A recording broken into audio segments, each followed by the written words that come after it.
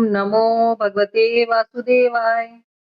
अतः षष्ठो अध्याय विराट स्वरूप की विभूतियों का वर्णन।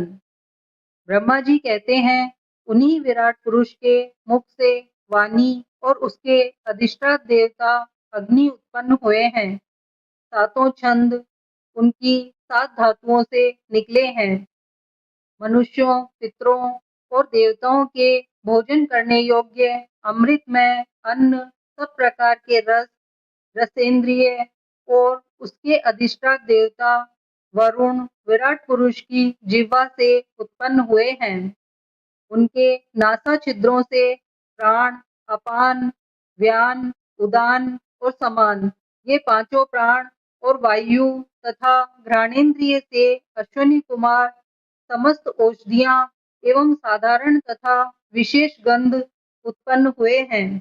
उनकी नेत्रेंद्रिय रूप और तेज की तथा नेत्र गोलक स्वर्ग और सूर्य की जन्मभूमि है। समस्त दिशाएं एवं पवित्र कराने वाले तीर्थ कानों से तथा आकाश और शब्द श्रोतेंद्रिय से निकले हैं। उनका शरीर संसार की सभी वस्तुओं के सार भाग तथा सौंदर्य का खजाना है। सारे यज्ञ, स्पर्श और वायु उनकी त्वचा से निकले हैं। उनके रोम सभी उद्दिज पदार्थों के जन्म स्थान है, अथवा केवल उन्हीं के जिनसे यज्ञ संपन्न होते हैं। उनके केश, दाढ़ी, मूछ और नखों से मेघ, बिजली, शिला एवं लोहा आदि धातुएं तथा भुजाओं से प्राय संसार की रक्षा करने वाले लोकपाल प्रकट हुए हैं। उनका चलना फिरना भू, भुवः, स्वः तीनों लोकों का आश्रय है। उनके चरण कमल प्राप्त की रक्षा करते हैं और भय को भगा देते हैं तथा समस्त कामनाओं की पूर्ति उन्हीं से होती है। विराट पुरुष का लिंग जल, वीर्य, सृष्टि, मेघ और प्रजापति का आधार है तथा उनकी जन्नेन्द्रियां मैथुन जनित आनंद का उद्गम है।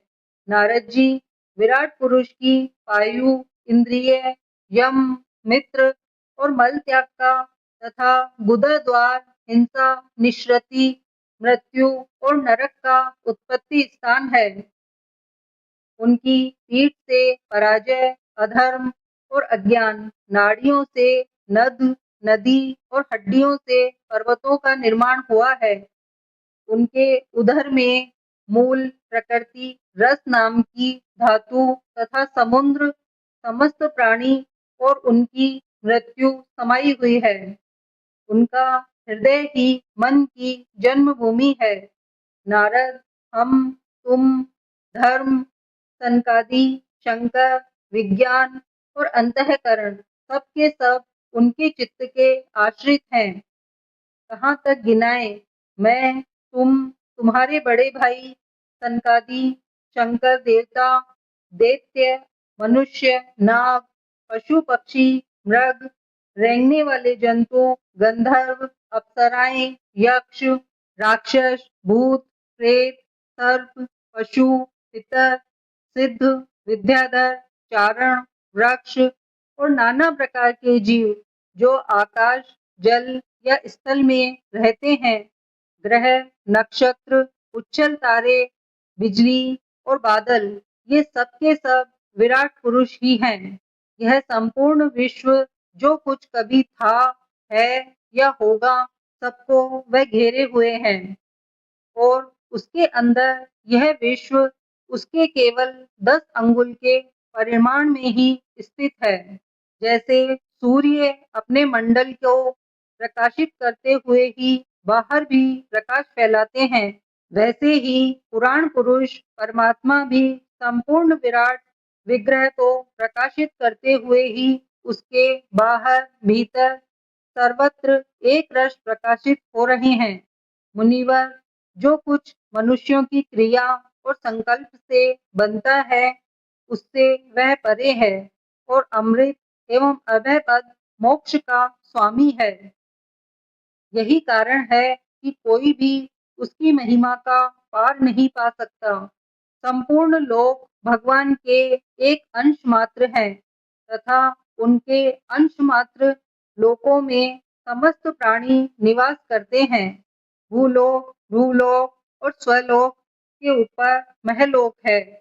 उसके भी ऊपर जन, तप और सत्य लोकों में क्रमशः अमृत, क्षेम एवं अभय का नित्य निवास है। जन, तप और सत्य इन तीनों लोकों में ब्रह्मचारी, वानप्रस्थ एवं सन्यासी निवास करते हैं। दीर्घकालीन ब्रह्मचर्य से रहित गृहस्थ भूलोक, भूलोक और स्वलोक के भीतर ही निवास करते हैं। शास्त्रों में दो मार्ग बतलाए गए हैं। एक है विद्या रूप कर्म मार्ग जो सकाम पुरुषों के लिए है और दूसरा उपासना रूप विद्या का मार्ग जो निष्काम उपासकों के लिए है। मनुष्य दोनों में से किसी एक का आश्रय लेकर भोग प्राप्त कराने वाले दक्षिण मार्ग से अथवा मोक्ष प्राप्त कराने वाले उत्तर मार्ग से यात्रा करता है। किंतु पुरुषोत्तम भगवान दोनों के आधारभूत हैं। जैसे सूर्य अपनी किरणों से सबको प्रकाशित करते हुए भी सबसे अलग हैं, वैसे ही जिन परमात्मा से इस अंड की और पंचभूत, एकादश इंद्रिय एवं गुणमय विराट की उत्पत्ति हुई है, वे प्रभु भी इन समस्त वस्तुओं के अंदर और उसके रूप में रहते हुए भी उससे सर्वथा अतीत हैं। जिस समय इस विराट पुरुष के नाभि कमल से मेरा जन्म हुआ, उस समय इस पुरुष के अंगों के अतिरिक्त मुझे और कोई भी यज्ञ की सामग्री नहीं मिली। तब मैंने उनके अंगों से ही यज्ञ के पशु, यूप, पुष्प एवं यज्ञ भूमि और यज्ञ के योग्य उत्तम काल की कल्पना की। ऋषि श्रेष्ठ, यज्ञ के लिए आवश्यक पात्र आदि वस्तुएं जो चावल आदि औषधियां, धृत आदि स्नेह पदार्थ, छह रस, लोहा, मिट्टी, जल, ऋक, यजु, साम, चतुर्होत्र, यज्ञों के नाम, मंत्र, दक्षिणा, व्रत, देवताओं के नाम, पद्धति ग्रंथ, संकल्प, तंत्र, अनुष्ठान की रीति, गति, मति, श्रद्धा, प्रायश्चित और समर्पण, ये समस्त यज्ञ सामग्री मैंने विराट पुरुष के अंगों से ही इकट्ठी की। इस प्रकार विराट पुरुष के अंगों से ही सारी सामग्री का संग्रह करके मैंने उन्हीं सामग्रियों से उन यज्ञ स्वरूप परमात्मा का यज्ञ के द्वारा यजन किया। तदंतर तुम्हारे बड़े भाई इन 9 प्रजापतियों ने अपने चित्त को पूर्ण समाहित करके विराट एवं अंतर्यामी रूप से स्थित उस पुरुष की आराधना की। इसके पश्चात समय समय पर मनु, ऋषि, पितर, देवता, दैत्य और मनुष्यों ने यज्ञों के द्वारा भगवान की आराधना की। नारद, यह संपूर्ण विश्व उन्हीं भगवान नारायण में स्थित है, जो स्वयं तो प्राकृत गुणों से रहित है, परंतु सृष्टि के प्रारंभ में माया के द्वारा बहुत से गुण ग्रहण कर लेते हैं। उन्हीं की प्रेरणा से मैं इस संसार की रचना करता हूँ। उन्हीं के अधीन होकर रुद्र इसका संहार करते हैं और वे स्वयं ही विष्णु के रूप से इसका पालन करते हैं, क्योंकि उन्होंने सत्व, रज और तम की 3 शक्तियाँ स्वीकार कर रखी हैं। बेटा, जो कुछ तुमने पूछा था उसका उत्तर मैंने तुम्हें दे दिया। भाव या अभाव, कार्य या कारण के रूप में ऐसी कोई भी वस्तु नहीं है जो भगवान से भिन्न हो। प्यारे नारद, मैं प्रेमपूर्ण एवं उत्कंठित हृदय से भगवान के स्मरण में मग्न रहता हूँ। इसी से मेरी वाणी कभी असत्य होती नहीं दिखती। मेरा मन कभी असत्य संकल्प नहीं करता और मेरी इंद्रियां भी कभी मर्यादा का उल्लंघन करके कुमार्ग में नहीं जाती। मैं वेद मूर्ति हूँ मेरा जीवन तपस्यामय है। बड़े बड़े प्रजापति मेरी वंदना करते हैं और मैं उनका स्वामी हूँ। पहले मैंने बड़ी निष्ठा से योग का सर्वांग अनुष्ठान किया था, परंतु मैं अपने मूल कारण परमात्मा के स्वरूप को नहीं जान सका, क्योंकि वे तो एकमात्र भक्ति से ही प्राप्त होते हैं। मैं तो परम मंगल में एवं शरण में आए हुए भक्तों को जन्म मृत्यु से छुड़ाने वाले परम कल्याण स्वरूप भगवान के चरणों को ही नमस्कार करता हूँ। उनकी माया की शक्ति अपार है।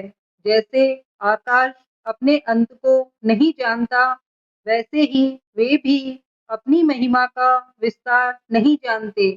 ऐसी स्थिति में दूसरे तो उसका पार पा ही कैसे सकते हैं।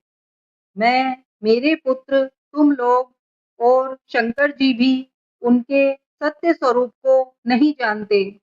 तब दूसरे देवता तो उन्हें जान ही कैसे सकते हैं। हम सब इस प्रकार मोहित हो रहे हैं कि उनकी माया के द्वारा रचे हुए जगत को भी ठीक ठीक नहीं समझ सकते। अपनी अपनी बुद्धि के अनुसार ही अटकलें लगाते हैं। हम लोग केवल जिनके अवतार की लीलाओं का गान ही करते रहते हैं, उनके तत्व को नहीं जानते। उन भगवान के श्री चरणों में मैं नमस्कार करता हूँ। वे अजन्मा एवं पुरुषोत्तम हैं। प्रत्येक कल्प में वे स्वयं अपने आप में अपने आप की ही सृष्टि करते हैं, रक्षा करते हैं और संहार कर लेते हैं।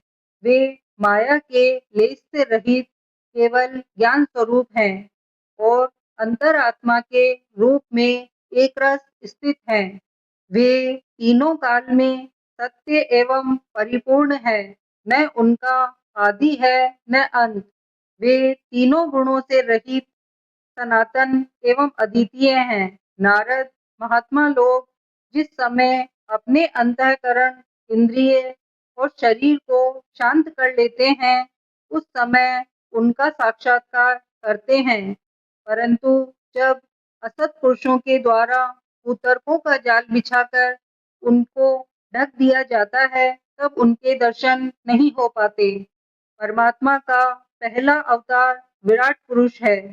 उसके सिवा काल, स्वभाव, कार्य, कारण, मन, पंचभूत, अहंकार, तीनों गुण, इंद्रियां, ब्रह्मांड, शरीर और उसका अभिमानी स्थावर एवं जंगम जीव, सबके सब उन अनंत भगवान के ही रूप हैं।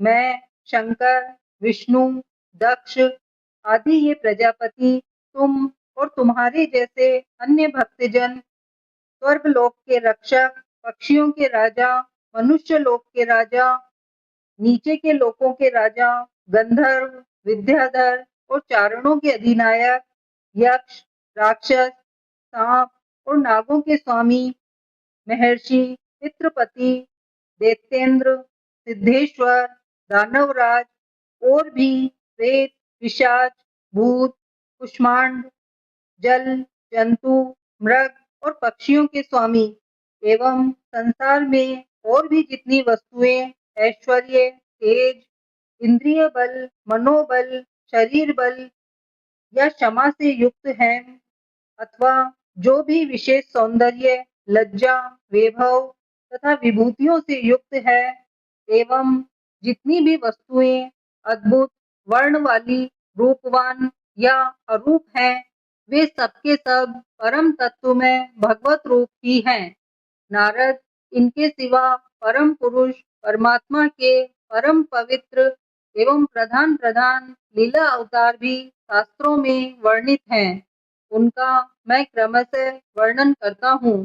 उनके चरित्र सुनने में बड़े मधुर एवं श्रवणेन्द्रिय के दोषों को दूर करने वाले हैं। तुम सावधान होकर उनका रस लो। इति श्रीमद्भागवते महापुराणे परमहंस्यां संहितायां द्वितीय स्कंदे षष्ठो अध्याय।